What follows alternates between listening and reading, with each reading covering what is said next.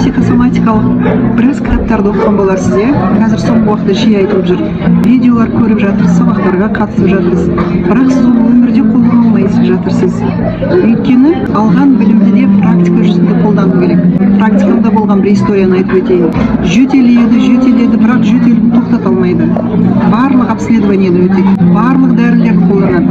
Былайша айтқанда дәрігерлер оның емін таба алмағанда, сол кісімен жұмыс жасау барысында анықтағанымыздай реніші, эмоциясы, ойы, үнемі ішкі агрессиясы ойша ойланады, мименен жауап қайтарады, бірақ ауызбен айтпаған, сөзбен жеткізбеген, жыламаған, қатып қалғандай, ішкі бүкіл өзінің жан дүниесіндегі болып атқан қысымдардың барлығы жөтел болып шығып жатыр. Ағзасы оның реакцияны жөтелмен шығарып жатыр екен.